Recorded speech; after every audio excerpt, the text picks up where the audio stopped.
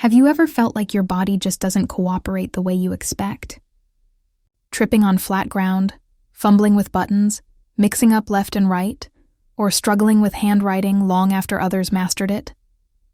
For people with dyspraxia, also called developmental coordination disorder, these challenges aren't clumsiness or carelessness.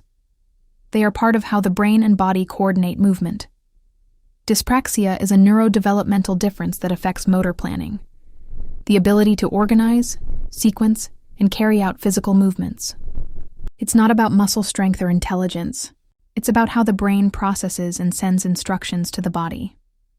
Everyday tasks that others take for granted, tying shoes, cutting food, writing neatly, can require huge effort and concentration.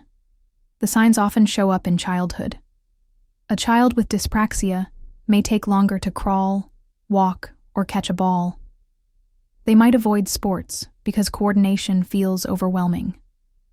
At school, handwriting may be messy or slow, and organizing work can be exhausting.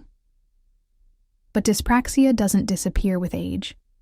Adults may still struggle with fine motor tasks, driving, or navigating unfamiliar routes. They may rely on strategies, tech, or support to manage daily life. Beyond movement, dyspraxia can also affect sequencing and planning. Cooking a meal with multiple steps, following complex directions, or organizing a busy schedule may feel like juggling too many pieces at once. This isn't laziness. It's the brain working harder to connect the dots. But dyspraxia isn't only about difficulty. Many people with dyspraxia develop creativity, problem-solving, and persistence because they've spent their lives finding workarounds.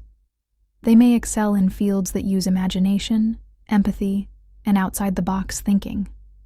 Strengths often grow alongside struggles. Support makes a huge difference. Occupational therapy, physical practice, and breaking tasks into smaller steps can help build skills. Tools like keyboards, adaptive utensils, or apps for planning reduce barriers. And most importantly, encouragement instead of criticism helps protect confidence. Too many people with dyspraxia grow up hearing they're lazy or careless, when in reality they're working harder than anyone else just to get through the day. Dyspraxia is also more common than most people realize. Estimates suggest it affects about 5 to 6% of the population. That means millions of children and adults are navigating a world designed for smoother coordination than their bodies naturally offer. Awareness matters because it shifts the story from clumsy to neurodivergent. So what does it mean to live with dyspraxia? It means some tasks take longer. Some movements feel awkward. But it also means resilience, creativity, and determination. It means finding systems that fit your body instead of forcing yourself into someone else's mold. And it means recognizing that coordination differences don't diminish intelligence, personality, or potential. If you live with dyspraxia, know this: you are not lazy, not broken, not less. You are navigating a body that processes movement differently.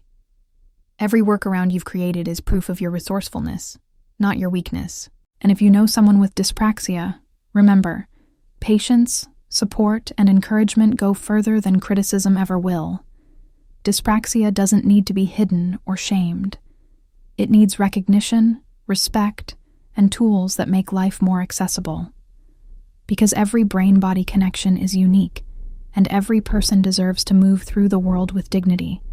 This is Neurodivergent Coffee 5, daily reflections on ADHD, autism, dyslexia, dyspraxia, and the messy brilliance of being human.